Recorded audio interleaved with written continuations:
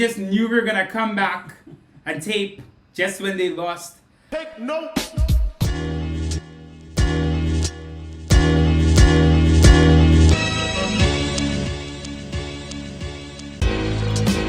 Big Beach. We're here.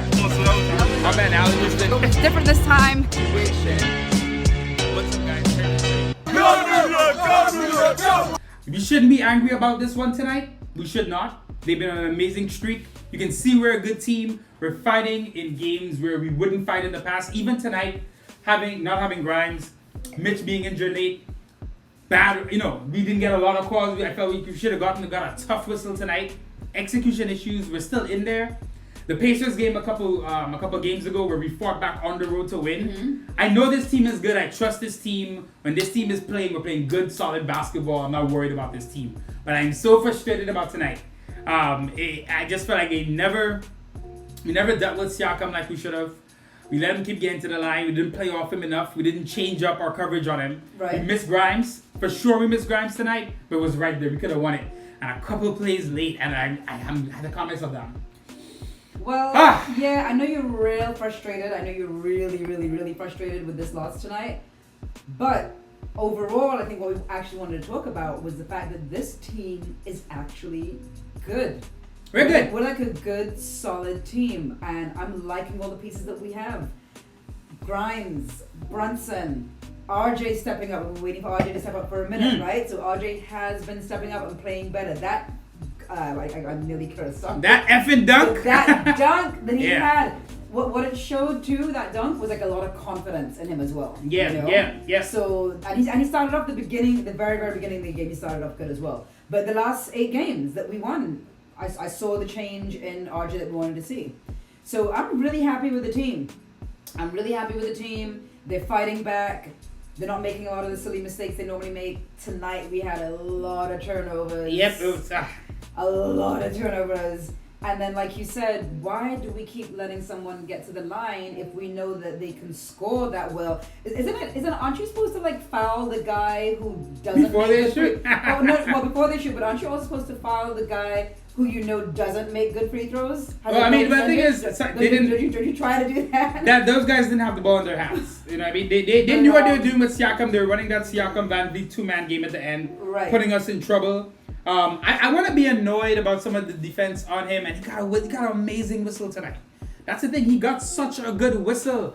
I'm not saying that a lot of those weren't fouls, but RJ gets mauled so often, and I feel he doesn't get the calls he deserves. And in a game like this, man, I just want to see someone say, no, you know what, this is not happening tonight. I'm not letting Siakam do this to us. If he's gonna beat us with jumpers, right, I'm gonna take that. But him getting to the line over and over and over, us fouling him. It's like you're handing him the points. It made it easier on him than it could have been.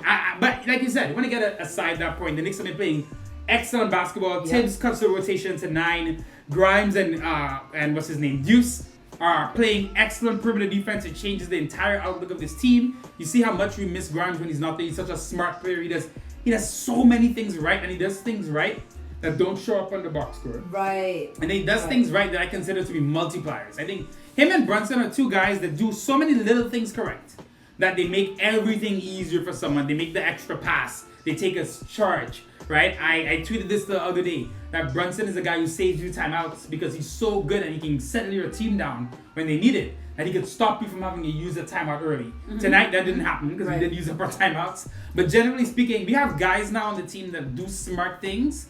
So, we've definitely progressed. I'm excited about the team. I hate that we're doing this after this loss because it was such a frustrating loss. Toronto also plays kind of hard ball, like how we've been playing, yep, that kind of hard, grimy ball. Spot on, yeah. And I think that the last few teams we played, we were able to use that to our advantage because they were not playing that way. So I think it was almost like tonight we met our match kind of thing. And also remember Toronto was on their losing streak, so they came into the Garden trying to have a little high night also. Siakam making wasn't just a season high, it was his career high, 51, and whatever. You know these guys like to come to the Garden to be able to say, yeah, I had my career high at the Garden. So all that was going on. Also, with the refs calling fouls, it seems to me in the league, and I know you guys all know this is like a thing, you have to have a reputation, like as a player, right? So it's like RJ hasn't yet earned that reputation, I guess, Facts. to be able to get those foul calls, whereas Siakam has. So he's gonna get all the favorable calls. It's unfortunate that it happens that way. But it's the game. Sometimes the calls are in our favor. Sometimes the calls are in our favor when they shouldn't be. So it kind of goes. Rarely does that happen. Listen, I'm frustrated. I shouldn't be. We're showing a lot of progress. A couple of quick things I do want to just bring up. We do have to make a trade. A couple of years ago, we didn't make a trade when the team was doing really well. Right. We kind of sat on it like, they're doing well. Reggie Bullock, Alfred Payton, let's not mess it up. I'm not saying you need to trade anyone who's playing, right? But I'm also saying guys on the bench gotta get traded. But they have the thing is, but when you trade them, you're gonna bring someone in, which means you're gonna. Which means gonna change the rotation. Okay, yeah, exactly. Here's the thing. I love the 9-man rotation. I love the idea that it's working now. Mm-hmm. It's not sustainable forever. There's 82 games in the season, as we saw tonight.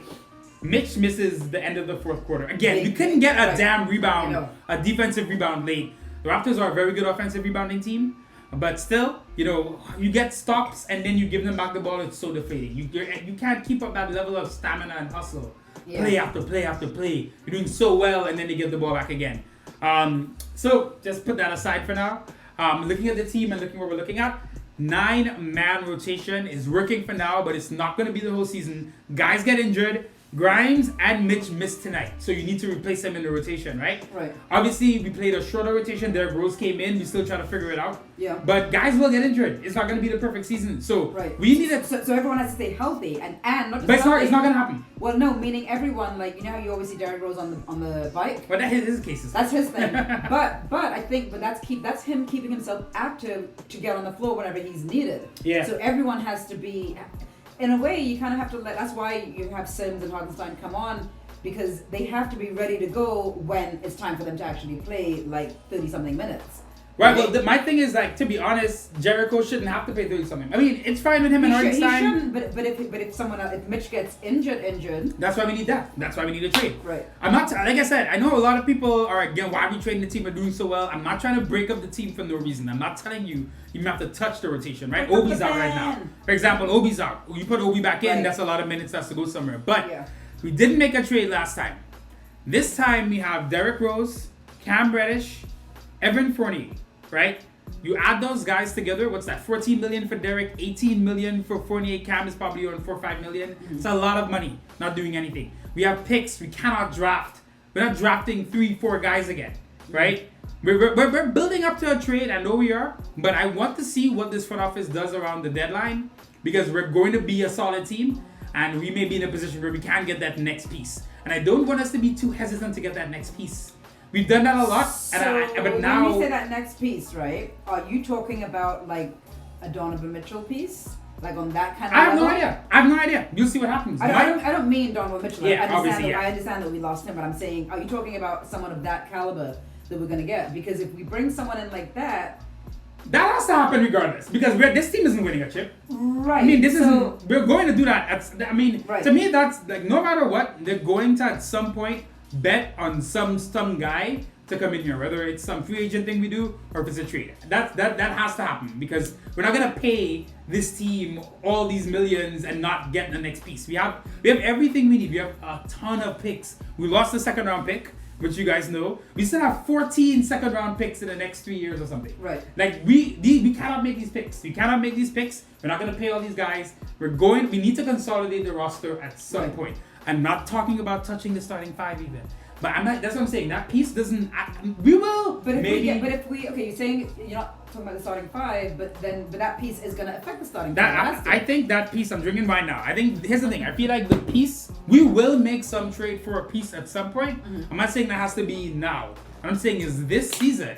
You're talking about the beginning of the year, though. No, but you're saying not now, but for us to make any kind of run, like right now, what are we? 17. We don't need to make a run this season. What are we? 18 and 14. 18 and I think 18 now, and 14. Like Yeah. So you don't want to try? Do you think we're getting into the play-ins at least right now? Right now we are. Right now I think after the Nets, it's the 76ers than us. If this team ends up in the play-ins, I would feel like something went wrong. We should be in the playoffs. Okay. We should be a top 16. But if we're gonna try to make it to the playoffs, then don't we make a trade early next year for like a piece that could take us further in the playoffs? Because we don't want to be in. We don't want to get in the playoffs and then end up in the same way we did with Atlanta out in the first round. Well, that's why I'm saying Because they if need to make a trade. Right, so we do need to make a trade At some point. to get like a big enough piece Somewhat. that is going to help us to get to at least the second round in the playoffs, or at least to have that first round be exciting. It was exciting for us New York Knicks fans. I know. That we were carrying on the street like it was like we won. It was crazy, yeah. But what we won only one game, right? We only won one game. So that doesn't make sense. Well, so my thing is this: I'm not saying the piece this season has to be the big final piece. I'm not saying no, that. not the final piece, but piece that's what gonna bring more people here. It's very simple. Fournier is doing nothing. Rose is not playing. Reddish is on the bench, and we have a ton of picks we can't make. That you need to put. I don't want us to just go through again not doing anything. We can. Yes, we've improved, but you can keep improving. There's no end thing in sight. We can get a wing guy. Okay, for example, right? I'm not advocating for any kind of trade, guys. But if we had Alec Burks on the bench right now, right? If we had Alec Burks on the bench right now, another ball handler. Last year, Burks was forced to play point guard. Not his skill set. He did the best he could. Now we got a guy like Brunson. How much can Alec Burks help us now? Right? He can help us. I'm not saying that we need to go and make him trade and bring him back. Right. What I'm saying is we're playing a 9-man rotation. I think the truth is we should be moving back to a 10-man rotation at some point. Right? And Obi's out now, so Obi kind of slots right back in there. But I just feel like if we do nothing just because we're playing well, I kind of feel like the front office isn't doing its job fully.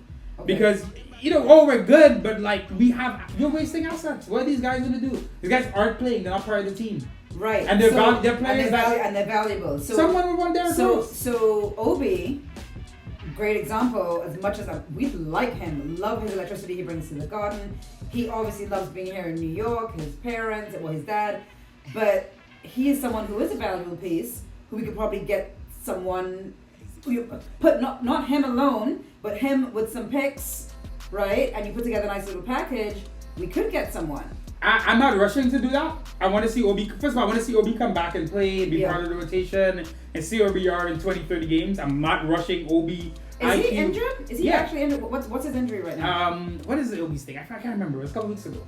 About a week ago. But my thing is really, we got a phone call. That's it for the show, guys. We've been talking enough. Peace.